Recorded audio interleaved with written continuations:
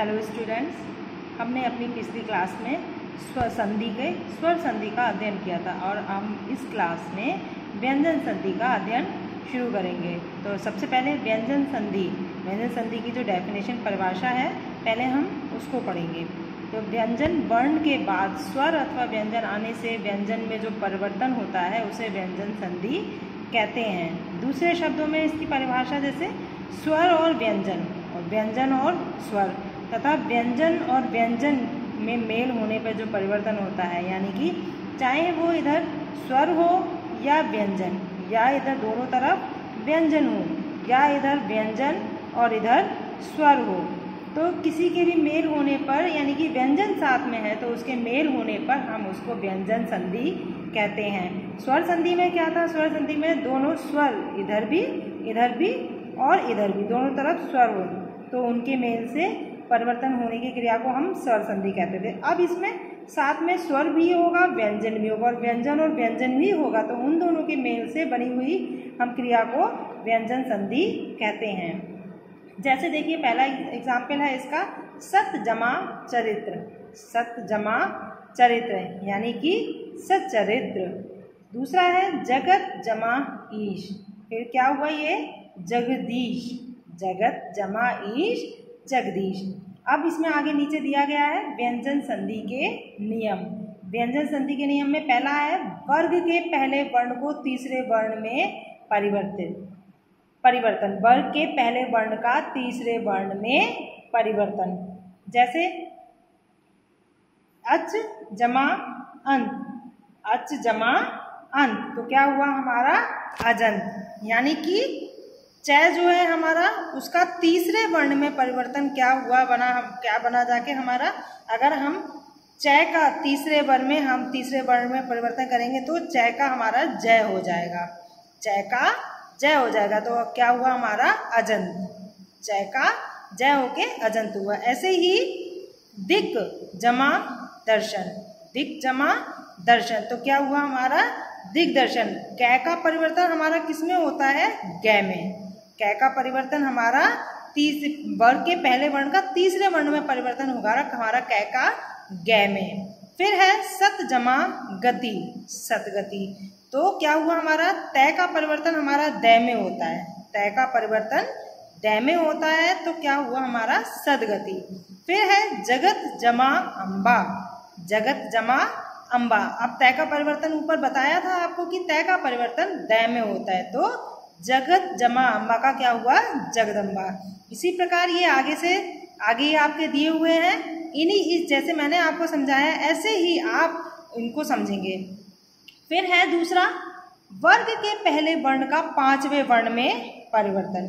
वर्ग का पहले तीसरे वर्ण में था, अब है हमारा वर्ग का पहले वर्ण का पांचवें वर्ण में परिवर्तन होगा, तो यानी कि उत जमा नति। अब तय का पांचवा वर्ण क्या होगा?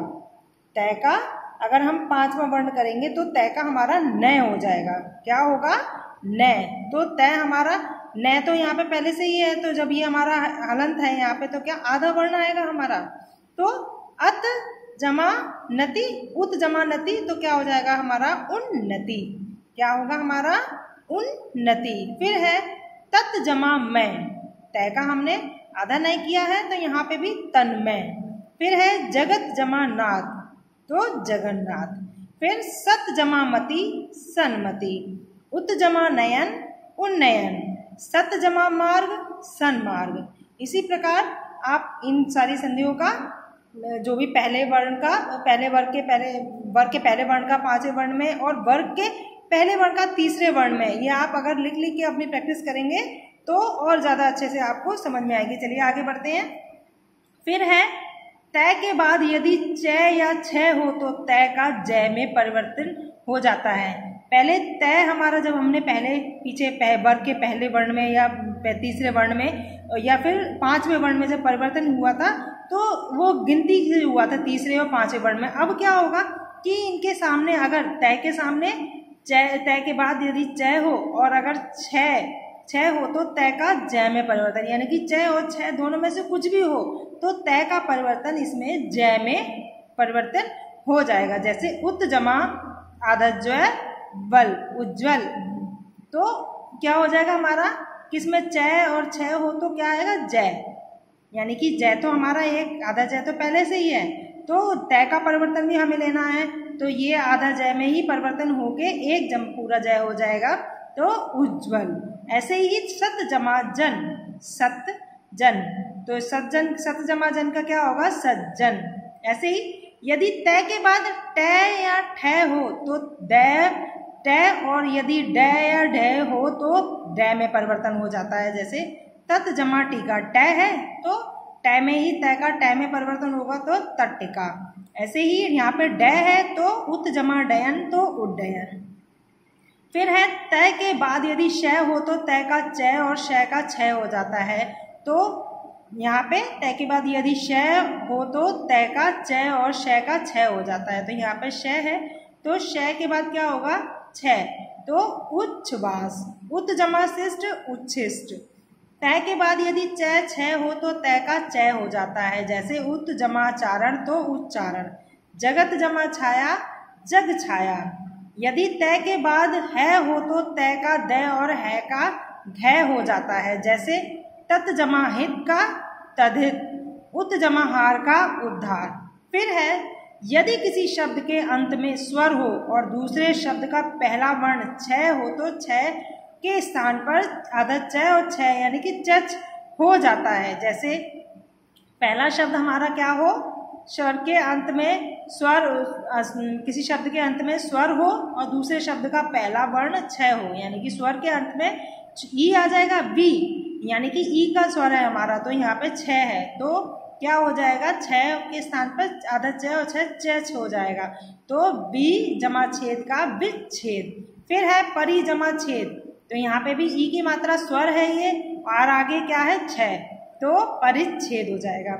फिर यदि मैं के बाद कोई स्पर्श व्यंजन, कैसे मैं तक 22-25 व्यंजन जितने भी आते हैं वर्ण आ जाए, तो मैं उस व्यंजन के 5वें वर्ण ड व ण न में बदल जाता है। जैसे सम जमा बोधन, सम जमा बोधन।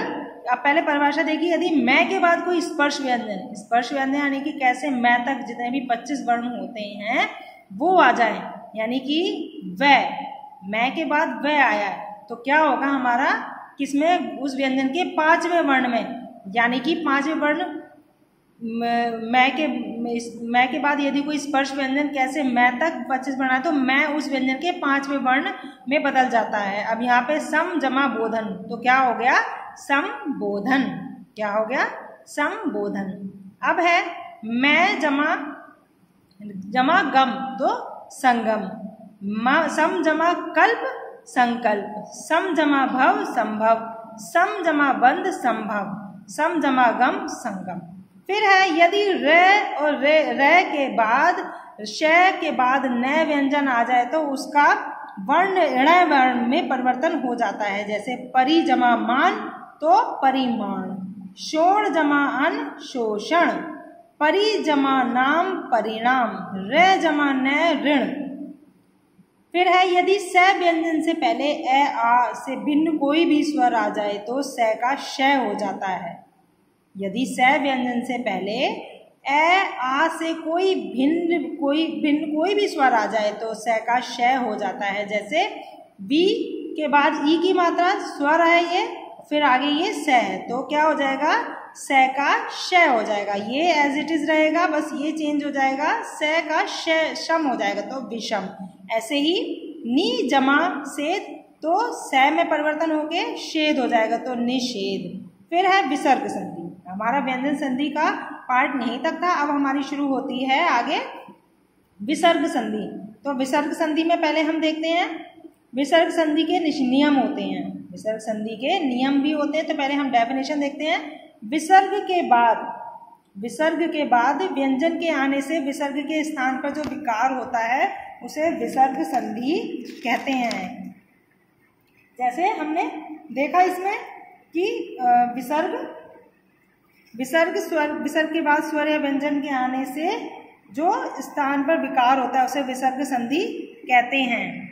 जैसे तपह जमा बल, तपह जमा बल, तो क्या हो गया, तपोवन। अब यहाँ पे ये जो विसर्ग है ये हमारा क्या यहाँ से चला गया और यहाँ पे मात्रा आ गई, इसको हम आगे नियम में पढ़ेंगे। पया जमा धर, तो ये भी हमारी ये लोप हो गई मात्रा, तो पयोधर। फिर है विसर्ग संधि के कुछ विशेष नियम। विसर्ग संधि के नियम देखिए आप, विसर्ग का ओ में परिवर्तन। अब देखिए पहले जो भी दो एग्जाम्पल दिए गए थे ओ की मात्रा में ही परिवर्तन हुआ था, तो इसी मात्रा में हम पहले ओ की मात्रा में परिवर्तन देखेंगे। यदि विसर्ग से पूर्व आ और बाद में अ का किसी वर्ग का तीसरा, चौथा, पांचवा वर्ण अथवा य, र, ल, है में से कोई वर्ण हो तो विसर्ग का ओ हो जाता है। ये हमें याद रखने वाली बातें हैं। अ हो या बाद में आ या किसी वर्ग का तीसरा, चौथा, पांचवा वर्ण अथवा य, र, ल, है में से कोई वर्ण हो तो विसर्ग का ओ हो जाता है। जैसे मनः जमा अनुकूल, यानी कि ए है यहाँ पे तो हमारा परिवर्तन ओ में हो गया। मनः जमा अनुकूल, हमारा विसर्ग हटके और ए की जगह ये मात्रा में परिवर्तन हो गया, तो क्या हो गया हमारा मनोकूल। क्या हो गया हमारा मनोकूल। फिर है मना जमा रथ, मनोरथ। मना जमा विज्ञान, मनोविज्ञान। मना जमा हर, मनोहर। अधा जमा गति, अधोगति। तेजः जमा राशि, तेजोरशि। यशः जमा दा, यशोदा। ऐसे ही हमारा विसर्ग हटके और ए या उसका कोई सा भी तीसरा, चौथा, पांचवा या एर हो, जो हमने सबके एग्जाम्पल यहाँ पे पढ़े हैं, तो वो जो कोई भी वर्ण हो तो उसका परिवर्तन ओ में हो जाता है। ठीक है। फिर है विसर्ग का रै में परिवर्तन। पहले ओ में परिवर्तन था और अब है रै में परिवर्तन।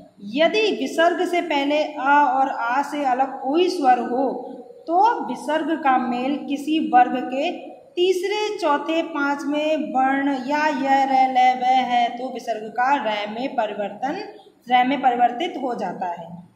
यदि विसर्ग का ए और आ से कोई अलग स्वर हो, विसर्ग का मेल किसी वर्ग के तीसरे, चौथे, पांचवें वर्ण या य, र, ल, है व हो। अब इसमें क्या था, केवल य, र, ल, है। अब इसमें है य, र, ल, है हो तो विसर्ग का रै में परिवर्तित हो जाता है। तो नी जमा धन, तो रै हमारा यहाँ से ये जो विसर्ग है हमारा किस में परिवर्तन हो गया, रै में, तो निर्धन। नी जमा माल, तो निर्मल। नी जमा मल, निर्मल। आगे देखते हैं हम।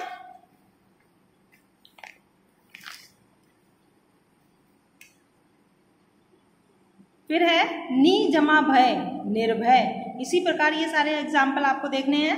फिर है विसर्ग शय में, विसर्ग का शय में परिवर्तन। पहले हमारा रै में परिवर्तन था, अब है शय में।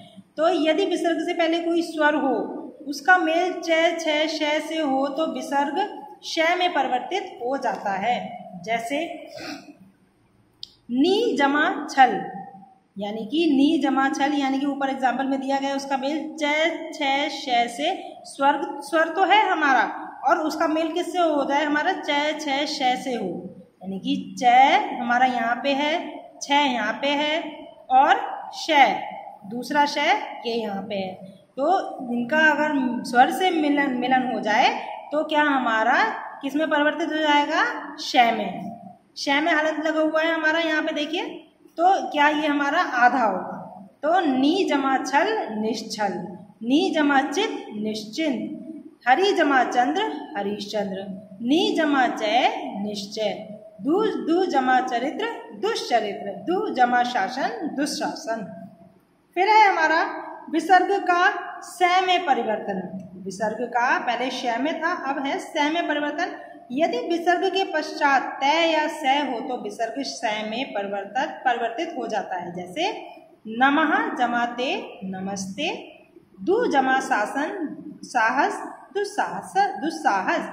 नी जमा संकोच, निसंकोच। नी जमा तेज, निस्तेज। नी जमा संतान, निसंतान। यानी त और स यदि विसर्ग के पश्चात त या स, सभी में त या स ही है तो उसका स में यानी कि आधे स में परिवर्तित हो जाता है। तो निस्तेज, निसंतान, निस्सार, इस तरीके से परिवर्तन हो जाएगा। फिर विसर्ग का श में परिवर्तन, पहले श फिर स, अब श में परिवर्तन। देखिए यदि विसर्ग से पहले ई या ऊ हो तो विसर्ग के पश्चात कै खे टे ठे पै फै हो तो विसर्ग शय में परिवर्तित हो जाता है। ई या ऊ हो तो उससे पहले यानी स्वर में ई या ऊ हो तो उससे पहले व्यंजन में क क ठा टा पा पा में हो तो विसर्ग शय में परिवर्तित हो जाएगा। देखिए दु जमा परिणाम, दु जमा परिणाम दुष्परिणाम यानी कि शय में आधे शय में परिवर्तित हो गया ये दुष्परिणाम। नी जमा कलंक निष्कलंक, नी जमा कपट निष्कपट, नी जमा पाप निष्पाप, दु जमा कर दुष्कर, दु जमा कर्म दुष्कर्म। इसमें देखिए कै खे टै पै जो भी ऊपर दिए गए हैं हमारे व्यंजन ये उनसे पहले स्वर का ई और ऊ ही है। ई यानी कि छोटी ई की मात्रा और ऊ ये दो हैं तो उसके बाद में ये वाले व्यंजन जो हैं उनके आने पर शय में परिवर्तन हो गया। किसमें हुआ? शय में। तो शय हमारा क्या आधे शय में परिवर्तन इसमें हो गया। आगे देखते हैं विसर्ग का लोप होना। यदि आप पहले बिल्कुल ही हट जाना विसर्ग का, यदि विसर्ग का मेल रै से हो तो विसर्ग लुप्त हो जाता है, यानी कि उसका हम जैसे पहले किसी मात्रा में या किसी हमारे स्वर व्यंजन में परिवर्तन हुआ था लेकिन यहाँ पे बिल्कुल ही हट जाएगा, बिल्कुल ही हट जाएगा। क्या? थोड़ा सा चेंज होने के साथ यदि विसर्ग का मेल रै हो तो विसर्ग लुप्त हो जाता है, विसर्ग का पहला स्वर दीर्घ हो जाता है। बस इसमें क्या है यहाँ पे स्वर जो है दीर्घ हो जाता है, यानी कि अगर स्वर हमारा ह्रस्व है तो उसका दीर्घ हो जाएगा। नी जमा रो नीरो, नी जमा रस नीरस। इसमें क्या है हमारा छोटी ई की मात्रा बड़ी ई में परिवर्तित हो गई, यानी कि दीर्घ में परिवर्तित हो गई और विसर्ग हमारा बिल्कुल ही हट गया। तो इसी तरीके से आगे एग्जाम्पल है। फिर है यदि विसर्ग के से पहले ए और आ हो तो विसर्ग का मेल किसी अन्य स्वर से हो तो विसर्ग लुप्त हो जाता है। यदि विसर्ग से पहले ए और आ हो तो विसर्ग का मेल किसी अन्य स्वर से हो, यानी कि दोनों स्वर हैं, दोनों स्वर से हो तो विसर्ग लुप्त हो जाता है। यानी कि यहाँ पे तथा ततः तो ए और आ दोनों का साउंड निकल रहा है यहाँ पे, तो एव यानी कि ये भी स्वर है तो विसर्ग बिल्कुल हटके ततः। अतः जमा एव अतः, यहाँ पे विसर्ग बिल्कुल हट गया, स्वर स्वर आपस में मिलके पूरे शब्द बन गए। फिर है विसर्ग अपरिवर्तनीय। यदि विसर्ग से पहले ए और आ विसर्ग का मेल कै और पा से हो तो विसर्ग में परिवर्तन नहीं होता है। यदि आ हो और विसर्ग का मेल कै और पा से हो तो विसर्ग में परिवर्तन नहीं होता है, यानी कि विसर्ग एज इट इज रहता है। प्रातः जमा काल, यानी कि आ और यहाँ पे आ की साउंड निकल रही है और यहाँ पे क्या है कै और यहाँ पे है हमारा पै, तो क्या हुआ हमारा विसर्ग बीच में ऐसे ही रहेगा प्रातः काल अधः पतन। तो विसर्ग हमारा किससे और जब नहीं हटता है तो क्या होना चाहिए? पहला स्वर हो ए और फिर हमारा कै और पै से मिलन हो जाए तो विसर्ग में परिवर्तन नहीं होता है। तो हमारी यहाँ पे आज ये संधि का चैप्टर यहाँ पे समाप्त होता है विसर्ग संधि के अंत में। ठीक है, अब इसकी जो एक्सरसाइज है उसका आप इसको फिल करने में आप कोशिश करेंगे कि कैसे फिल कर सकते हैं, इसको कोशिश करिएगा। फिर नेक्स्ट वीडियो में मैं आपको एक्सरसाइज सॉल्व करवाऊंगी। जब तक आप इस चैप्टर को अच्छे से फिर से रीड करिए और एक्सरसाइज फिल करने की कोशिश कीजिए। Till then next video.